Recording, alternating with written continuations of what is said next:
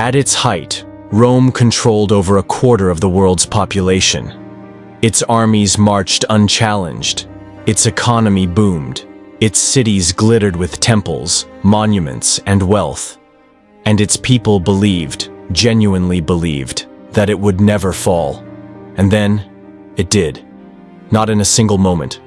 Not with one battle. But piece by piece. Quietly. Slowly.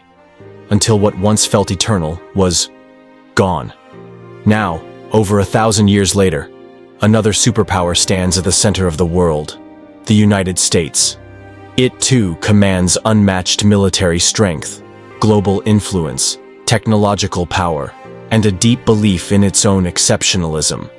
But underneath the surface, cracks are beginning to show. Political division, social unrest, rising inequality, endless conflict abroad, and a growing number of Americans asking the same uneasy question: are we repeating Rome's mistakes?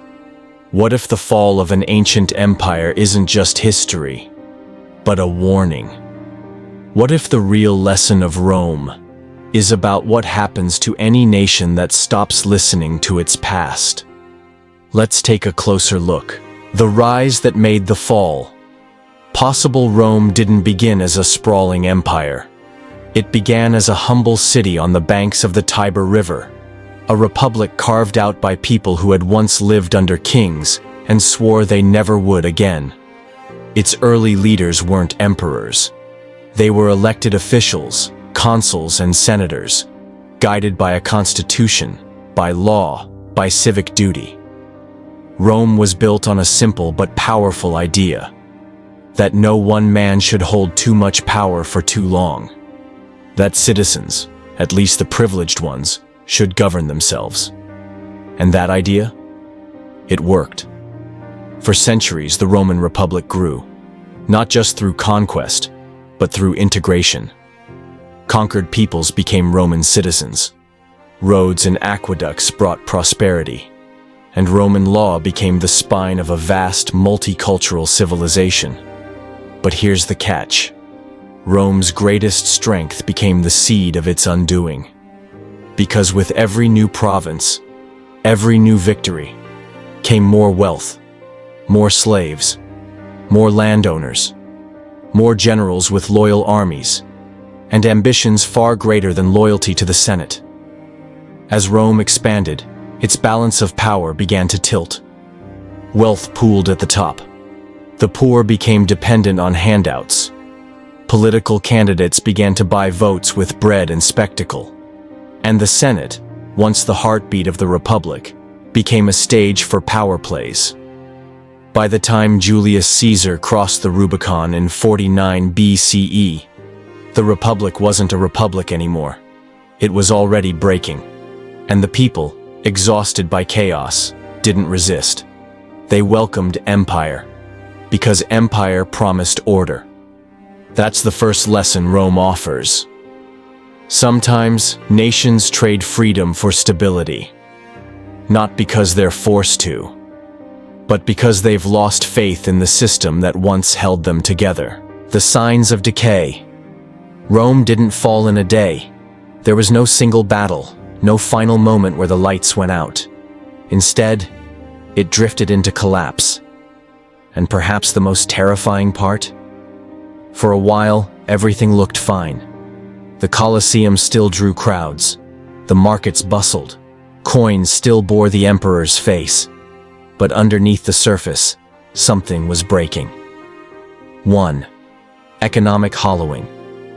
The Roman economy was built on conquest. When expansion slowed, the flow of slaves and wealth dried up. To cover the gap, emperors debased the currency, watering down silver coins with cheaper metals. Inflation followed. Trade slowed. The middle class, what little there was, disappeared. Sound familiar? 2. Unsustainable military spending. Rome's borders were massive, from Britain to North Africa to the Persian frontier. Defending them became a financial black hole. To fill the ranks, Rome hired foreign mercenaries, men who fought for pay, not patriotism. Loyalty became a transaction, and defense became a drain. 3. Political dysfunction. Rome's once functional government turned into a revolving door of power grabs. Emperors were assassinated. Senators bought loyalty. Civil wars became routine. At one point, there were 26 emperors in just 50 years, most of whom died violently. Power stopped being earned. It was seized, and always, it came at a cost. 4. Social collapse. Public trust evaporated. Civic engagement faded. People turned inward, into factions, tribes, or despair. Many Romans no longer believed in the Republic, the Empire, or each other. They just endured. 5. The migration crisis. Outside Rome's borders, displaced tribes, many fleeing war and famine, sought refuge within the empire. But Rome, weakened and afraid, treated them as threats. Sometimes they were absorbed, sometimes they were exploited, and sometimes they rose up. In 410 AD, the Visigoths, once allies, sacked the city of Rome. It was the first time in 800 years that Rome had fallen to an enemy, and it shook the world. Rome didn't fall because of one bad policy. It fell because dozens of small warnings were ignored, because comfort made change seem unnecessary, because power made accountability feel optional, because people believed the system could hold, even as the walls began to crack. Parallels to America. Let's be clear. America is not Rome. Different era, different systems, different scale.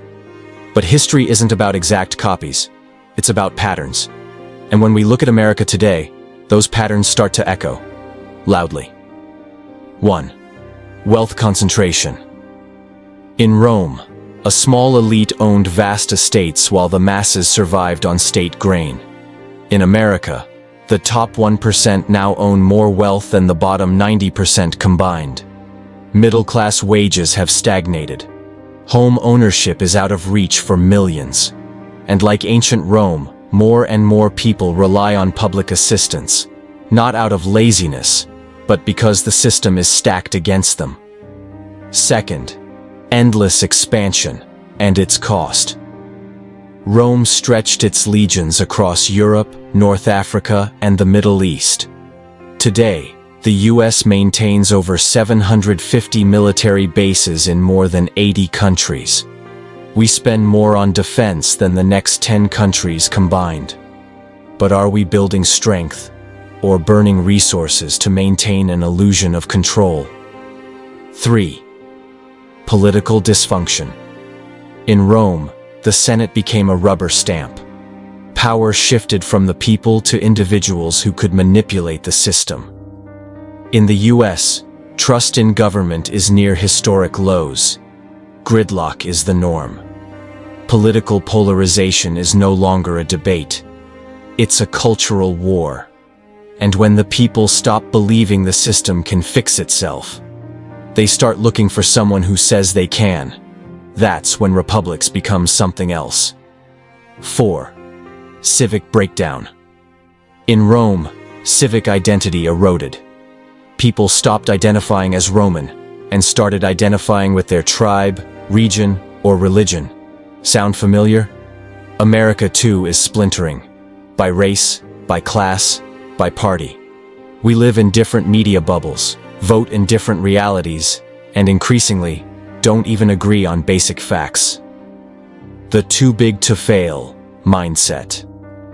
Perhaps the most dangerous parallel is this. Rome thought it was eternal. So does America. But superpowers don't collapse when they're weak. They collapse when they think they're untouchable. When pride blinds them to warning signs. When success becomes an excuse for stagnation. This isn't fear-mongering. This is historical pattern recognition. We are not Rome. But if we ignore what Rome went through, we risk rhyming with its fall in all the worst ways. What Rome couldn't fix, and what America still can. By the time Rome realized it was crumbling, it was already too late. The empire had lost its ability to reform itself. Corruption wasn't the exception, it was the system. Power no longer flowed from the people. It flowed from money, bloodlines, and the sword. The public had grown apathetic. The Senate had become a performance. And the emperors? They stopped solving problems. They started building statues. Rome couldn't fix itself because it had forgotten what made it strong to begin with. Not its armies, not its monuments, but its institutions, its sense of shared identity, its commitment, however imperfect, to the idea of a public good. And here's where America still has a choice. We are not there yet, and we are not out of time. We still have a functioning, if battered, democracy. We still have freedom of the press. We still have the right to vote. We still have courts, oversight, whistleblowers, watchdogs. We still have tools that Rome didn't. But tools don't matter if we don't use them. If we don't repair the trust that holds society together. If we let misinformation, division, and despair grow unchecked. If we keep pretending that complexity means we do nothing, then decline becomes a decision, not a destiny. Because here's the truth. Empires don't fall all at once. They fall one compromise at a time. One ignored warning at a time. One lost value at a time. But they can also be renewed. One reform at a time. One act of courage at a time. One collective, enough is enough. Rome fell because it couldn't change. America still can. But history won't wait forever. The next rhyme. If history doesn't repeat, but it rhymes, then the fall of Rome isn't just an ancient story. It's a pattern, a verse, a warning wrapped in time. And the rhyme?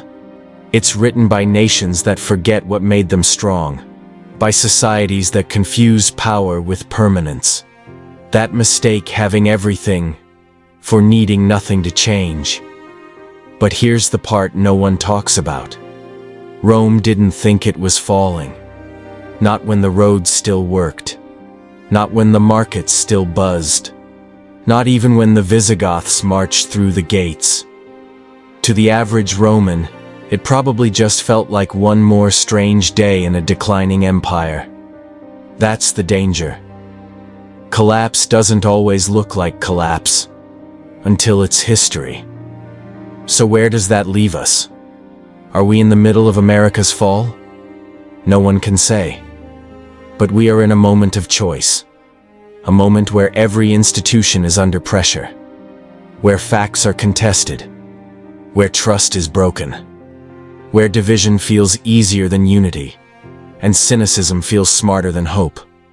But the future isn't fixed. It never was. History gives us blueprints. But not blueprints we have to follow. Because the next rhyme hasn't been written yet. Not fully, not finally. It's being written now. In what we say, in what we tolerate, in what we change, or don't. Rome fell because it forgot how to listen to itself, to its people, to its past.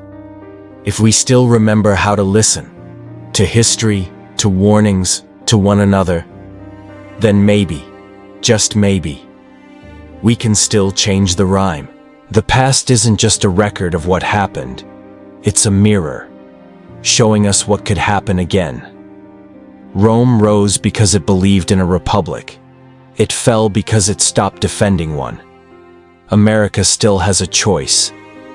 We can ignore the cracks, dismiss the warnings, tell ourselves the fall is always far away. Or, we can study the echoes. We can ask the harder questions. We can face the truth. Not because we're doomed, but because we're not. The story of Rome isn't about endings. It's about blind spots, about drift, about how decline doesn't feel like disaster, until it's history. But this moment, this is still now. And in now, things can still be changed. So the question isn't just, Are we Rome? The question is, what do we do while the lights are still on? If you're ready to explore more of the past to better understand the present, if you're ready to trace the patterns, the warnings, and the possibilities, then this is the channel for you. Subscribe, stay curious, and remember, history doesn't repeat, but it always leaves clues.